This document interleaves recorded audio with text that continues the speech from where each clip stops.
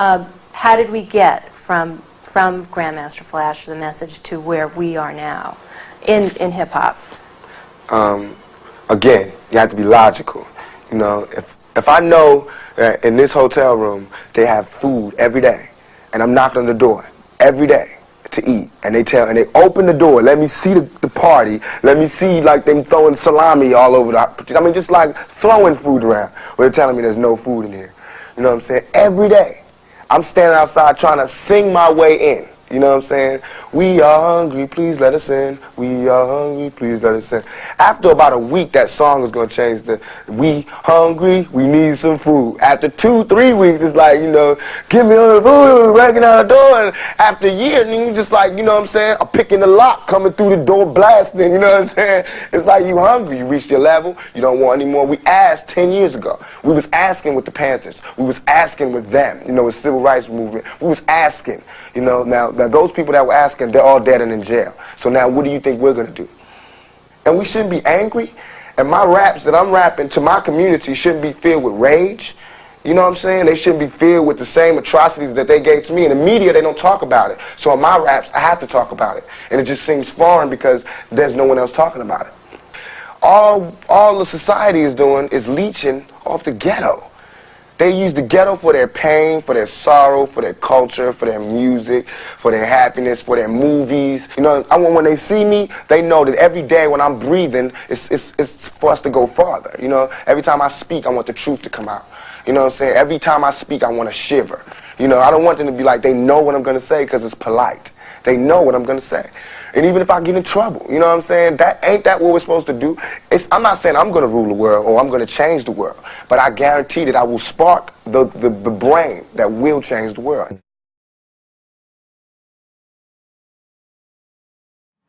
Greetings, citizens of Denver and citizens of Colorado. We are Anonymous. Anonymous has evolved to anyone and everyone who puts on a Guy Fawkes mask and generally shares a similar set of beliefs. As the 5th of November approaches, we would like to extend an invitation for you to join us in our annual celebration of an English holiday. It is a day we peacefully assemble in solidarity with other Anons in our respective cities around the globe. While the original Guy Fawkes solitarily attempted to blow up the House of Lords with barrels of gunpowder, we champion a non-violent peaceful assembly from dawn to after dusk. The gunpowder plot has come to be an official holiday in the civilized world, and it ought to be marked as a call to recognize tyrannical governments and their effects on the ruled. Guy Fawkes is the embodiment of public dissatisfaction with Parliament and the executive monarch. Generally speaking, it was established as a holiday of Thanksgiving that the king had survived the plot and Fawkes was the traitor, but this is an angle that needs serious review. In reality, had King James not been such an intolerant king, the Puritans would have never arrived at Plymouth Rock. Today, the holiday should serve as a means of humbling our hearts and righting our minds to the task at hand, namely how we treat one another in a complex world. Now, centuries after the plot, Guy Fawkes Day disrupts the tedious machinations of the day-to-day grind. In this moment, we need to take a serious look at the direction we are heading and where we came from.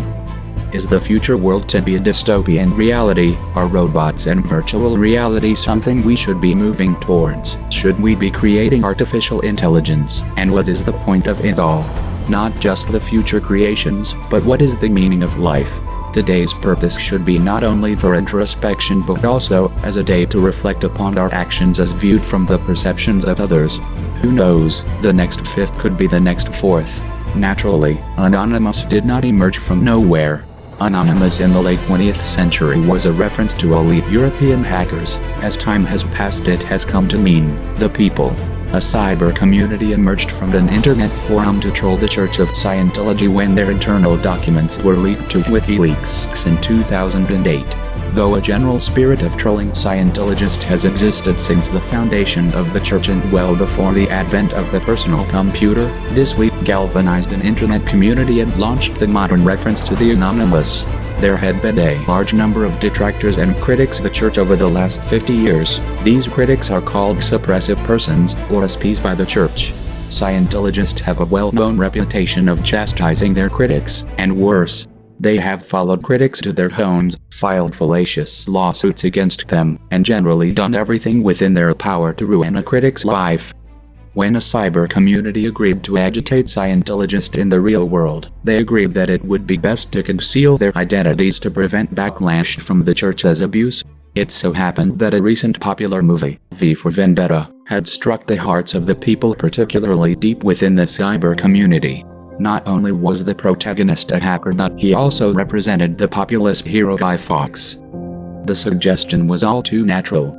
To conceal themselves from the church, trolls congregating throughout the world in cyber communities would wear Guy Fawkes masks to conceal their identity when they emerged in physical space to protest the Church of Scientology. The backlash caused by this unison of people created a flight of members out of the church. Its corruption and stupidity was greatly exposed by this movement, and many of their loyal members became disenchanted with their cult. Shortly thereafter, the US entered its greatest recession and the attention of the cyber community shifted. Anons are people, and we know the history of our country. The internet serves as a platform for discussion across towns, cities, states, and nations. People are diverse. They act how they do for whatever reason seems best to them. The US Constitution serves to facilitate these differences and cruxes its principles on axioms everyone holds. By the same token, people in the Great Recession were pissed off for many reasons, and some of them were the same. These reasons are complex and not restricted to that place and time. One person was upset at the Federal Reserve System, while others were mad at the administration and Senate for not taking the logically obvious steps. Others were pissed about the World Bank or a baseless decade-long war. Whatever the reasons, when the FBI used Cebu to call for action against Wall Street, the people, everyone who uses the internet, were damn sure going to do something about it. A few possessed technical skills and set up a communication network between occupied locations across the US. Some of these people had been a participant in the anti-Scientology movement. It is part of our world that those with critical skills that are a member of a group come to be more heavily depended on by other members. Thus, those who had come to identify as Anons were there to facilitate the technical side of the Occupy movement. People were all there of their own accord and free will and for their own reasons. Abruptly, Occupy ended through use of force by militant police using egregious tactics aimed at harming participants. Next came the Benghazi incident. The administration, most pointedly at that time Secretary of State Hillary Clinton, continued its poor track record and forced the fall of Libya to effect regime change. This is a process the American government has come to be known for since the end of World War II. When the Egyptian government shut down the internet, Anons with technical skills and benevolent character from around the world teamed up to build a network that would facilitate information transmission from within Egypt, while governments around the world did nothing. It's only happenstance that these people happen to be the same in all situations. Eventually, people became disenchanted with the government once again. Unemployment was still outrageously high from the recession, gas prices were unaffordable, and a new group of senatorial members turned up non-committal results. People from all classes had already taken to the streets with Occupy, but with a president that simply stated, quote, "I am one of you," end quote, yet did nothing effectual. His policy was a continuation of Bush-era policy. The people, still using passive resistance, were ready to step up their protest of government complacency. Congressional approval ratings hovered barely above 10%. Rather than staging a national sit-in, people were ready to march. What more logical date could this occur than building off the platform already in place? The date was set for the 5th of November 2013. 1. November 5th is historically known as voting day in the US and England. 2. The 5th of November is the date of the Gunpowder Plot Rebellion by Guy Fawkes. It is already a day dissenters gather at in London. 3. It is also the date of importance from the popular V for Vendetta movie at the heart of it all. Things this perfect just can't be orchestrated by human planning. It was dubbed the Million Masked March, a play on words from Martin Luther King's Million Man March. People came out in large numbers protesting everything from NSA spying concretely exposed by the Ed Snowden leaks, to the legalization of marijuana, stopping the TPP, implementing a government-sponsored fiber optics plan as a feature of the net neutrality debate, to the ubiquitous injustice in our court system, ending the Fed as a linchpin of most every dissenter, etc., etc. These reasons were abstract, while others were concrete. Most all were macro policy concerns with little emphasis on the local scene. We dared to tickle the sleeping beast, and when he awoke, we were all in shock as our most astonishing imaginings were confirmed. We were a peaceable, non-violent assembly. Our intentions were not as provocateurs but as pacifists. Our hearts were set on fulfilling the dreams we had from our youths when we were shown a beautiful world based on liberty and justice for all. As we got older, we discovered that the world we lived in was not based on that morality. Here in Denver, we exposed the true nature of a command and control system ran and operated by elites. Elitist mentality makes you an elite. There was no toleration nor acknowledgement of our First Amendment right to free speech and public assembly. Our presence was not marked by mutual respect between those in government and we the people. The police literally encircled us, running over legs and pulling assemblers away that when they immediately escalated to riot gear without ever being present in normal police uniform. Their demeanor was not marked by an escalation based on our actions. They treated us with contempt and indifference. The press, championed by the now failed Denver Post, did not even mention the concerns of the hundreds of people who assembled that day. It is no wonder they could not sell papers. During the assemblies of the day, one person, a veteran protester familiar with the irreverence the police were likely to exhibit just a few hours later, made the statement that one march was not going to be enough. He proposed we march on the 5th of every month. This birthed the monthly protest known as Every Fifth. Although the police had lashed out at us, our resolve was firm. We were not going to let a group of brutes quell our hearts from creating the new age we had sought for so long. We Anons had built our foundation and had climaxed with MMM. From the first Anon who walked out into public wearing a Guy Fawkes mask on any old day of the week to then, our foundation was firm. That first assembly against the Scientologist was us stepping out on the freedoms established by our forefathers. It is not illegal to wear a mask on any old day, whether at a protest or alone. The feeling of such an action is truly exhilarating. Undismayed, we began gathering on the 5th of every month thereafter. Our crowds were mixed. Some months our ranks were filled with throngs of Anons, other months we were but a handful. One thing was clear, our persistent marches served to increasingly agitate the city officials, namely the downtown Chamber of Commerce, subsequently the mayor and the police. Mostly we were attracting the attention of the public. This is critical as our marches never received media attention. We were entirely dependent on our marches themselves generating social awareness. The fact that we were successful in this regard resulted in this brutal attack out of nowhere. Yet, where one fell 10 more rose to take their place, resulting in hundreds of people and subsequently, violent brutal attacks by the Denver police.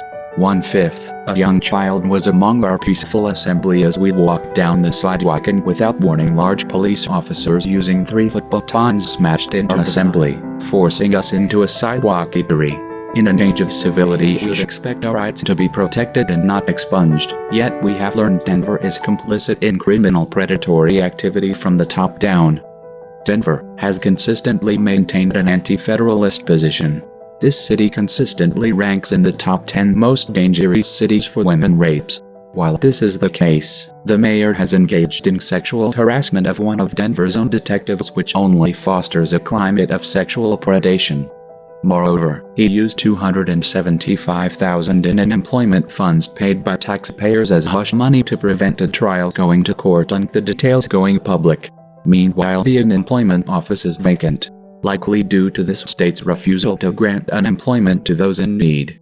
The mayor has not reversed the urban camping ban established for the Democratic National Convention almost a decade ago, and he allows for the proliferation of homeless without balancing this position with adequate shelters and city cleanup.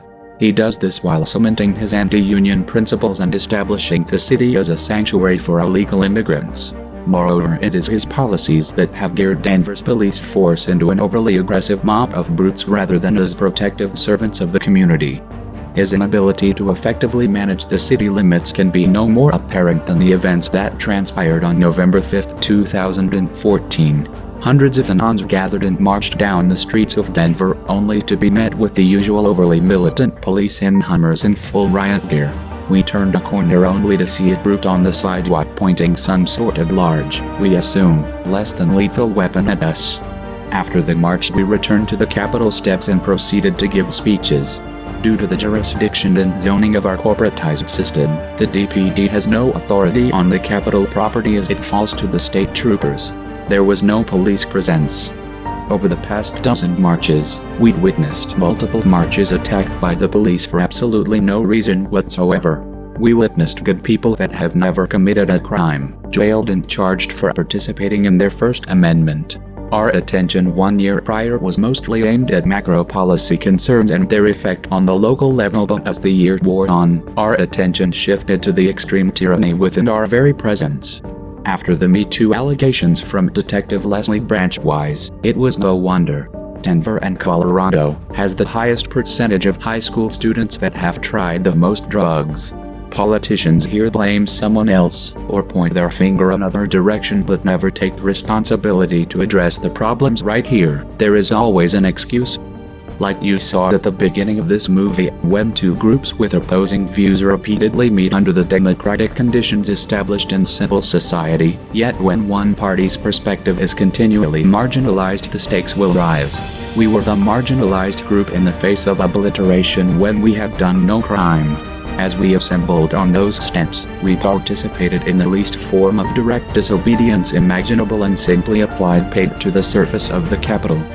The marginalization of our perspective demanded it. We have not been treated with any civility whatsoever. Had law enforcement been present, the application of paint would never have occurred. There was not an officer in sight. After the speeches ended and the paint had been applied, we split into two groups. One went down Broadway and the other down 16th. Out of nowhere, the Hummers emerged and stopped just behind our group headed down Broadway. Not a single person saw it coming as the brutes leaped off their Hummers and sprinted into the crowd of protesters. They performed aggressive takedown moves and I saw one person grabbed by their arm swing and a complete 360 turned and then dragged across the concrete on his face. The protesters had no awareness that the aggression was coming. I quickly ran to a higher elevation and proceeded to yell a warning to the other Anons proceeding down 16th Street, but to no avail. They could not hear me. From that perspective, I saw them stop behind the assembly and leap off their Hummers, racing into the crowd and grabbing at will anyone and everyone they could. This was absolutely nonsensical. After this night, in accumulation with the previous 12/5ths that led up to it, wherein many of them were attacked for no good reason, I am sad to admit, they have broken us. After that, no one was willing to show up for a march. The stakes were far too high. Yet, the time has once again risen where silence is betrayal. This year I ask you to come and assemble with me one more time. As our nation is drawing close to ripping itself apart as old voices are trapped in recursive logic, it is time for us to step forward and fill in the logic gap. The mayor is a complete prick, and the police department has become a patsy to his madness. I know there is a police tactical advisor recommending violent riot control techniques, and I urge you to insist he rethink his strategy, as we are not Middle Eastern rioters and we share no commonalities with Middle Eastern aggressors. This is America. The elites of the city are engaged in a power trip using the mayor and the police in a tyrannical fashion. Nationally, censorship has become ubiquitous. Those of you who, like me, have made thousands harm to prevent a return to the situation we witnessed under Nazi Germany, censorship is something we know comes first, and no matter who it is, we must stand against it. Anons have previously called out the fags known as Antifa as attempting to plant false positives in the ears and eyes of the people so they confuse them with us. These fags get media attention by simply having 5 or 6 of them show up at the least important places all over the nation. We know they are sponsored, since we show up in large numbers and get attacked by the police with no media coverage. In Britain, the citizens voted on exiting the European Union, but now this end looks impossible. Meanwhile, President Trump has assisted Anons by ending the TPP, as well as many other anti-globalist agendas we Anons have subscribed to in the past. It's time to take a serious look at who is good and who is not good, and to act in a civilized manner, taking into account all factors. That said, after November 5, 2014, we became aware that KKK elements and FBI elements had embedded themselves within our local collective. We have isolated those individuals through Operation KKK. Admittedly, 5 years ago we were immature ourselves and not aware of the serious opposition we were facing until after we were mostly ineffective in our aims. This year, when you come to protest with us, there are going to be rules that are strongly encouraged. 1. To prevent harm coming to yourself from the police. 2. To prevent the provocateurs within our numbers. Anonymity is important. If you blend in with everyone else, you will not be pinpointed by the police. Wear a generic Guy Fawkes mask. Do not wear a bandana, since in the past the provocateurs do not wear masks. You are going to blend in with us. If everyone wears black, it would be helpful. Do not bring your ID. There is no law that says you have to have your ID. Do not bring any paraphernalia, legal or illegal. This is not the place to come drunk or to drink. This is not the place to come to smoke. If you are a poser, low-level rapper and FBI informant who has hired your own camera crew to increase your street cred, or whatever the hell that is, don't come. If you are a low-level activist that can gain any momentum in your own movements, but are hoping to have a voice and anonymous, keep your ass home. If you are over 45 and plan to come because you are a professional activist, wear a mask and keep your mouth shut. We will be one. The police are going to profile us and look for people with backpacks, as that is the most likely spot to find a crime. Do not plan on using a megaphone to get your point across. Bring signs that say exactly what you mean. Do not depend on other people to hold your sign. Bring only a sign you yourself can hold, or bring a few. Do not set your sign down to display itself. Have the ability to be disciplined and stay silent. Do not bring anti-police instruments, like shields. Bring pamphlets and flyers. If you are a monk and think that we stand for the same principles as you, think again. Do not bring your monk literature, and if you join our number, wear a black hoodie and a Guy Fawkes mask like everyone else. We Anons will police our own number this year. If you are a Satan worshipper planning to bring your little star or eye, keep yourself at home. If you are stopped by the police, ask them if you are being arrested. If you are being detained, ask them what was your crime. Do not give them your name. Do not have anything on you besides a sign and a mask. If you bring a flag, bring an anonymous flag. Do not bring a communist flag, a black flag, or a Jolly Roger. Do not bring the Confederate flag or an American flag. Bring buckets, bring drums. Do not bring an anarchy flag. Anonymous is not black bloc. We need voluntary live streamers. If you are coming to live stream us as media, you do not need a mask. We only ask you share your live stream link on this Facebook page. We do not need runners, or bikers, or anyone with walkie-talkies. We do not care what the cops are doing. We are non-violent, peaceful assemblers, and we do not need any cool old people with bandanas on their heads. We do not need Anon medical staffs. We are not going to riot or break anything. Do not bring gas masks. We are sheep among wolves. That's right, if the police attack us again, turn your cheek. If you need a mask, they can be purchased at your local costume shop. We have witnessed at our protest that the biggest haters of Anonymous are white young KKK men, male witches who are communist, and we have ousted them. Please know that all races are welcome at our assemblies. If you generally believe what we believe, you could sign that you will be proud to carry and come join our number. We will be one. This year, the 5th is on a Tuesday.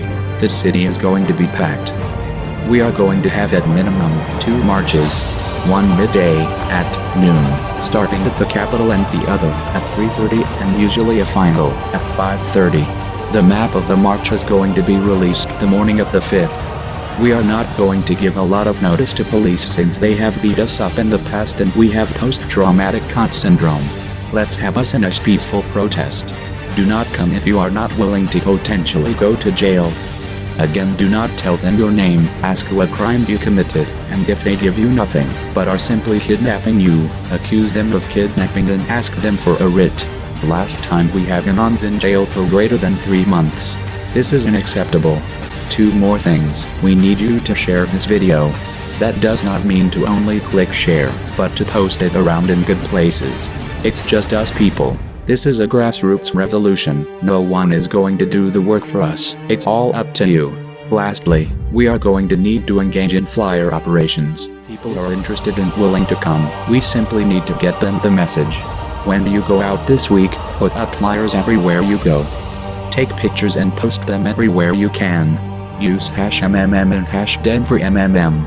If you can't make it to campus, try to hand out flyers downtown, or anywhere there is solid foot traffic, like the mall, or train stations.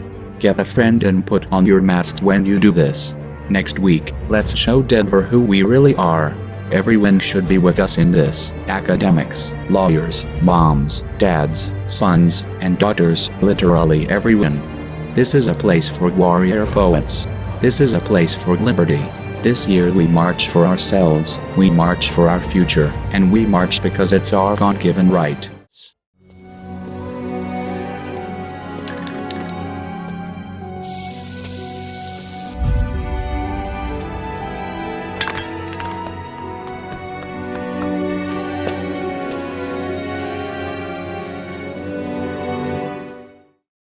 Eyes and ears have detected movement heading towards Trafalgar Square. This is Perimeter 1, we have enemy contact.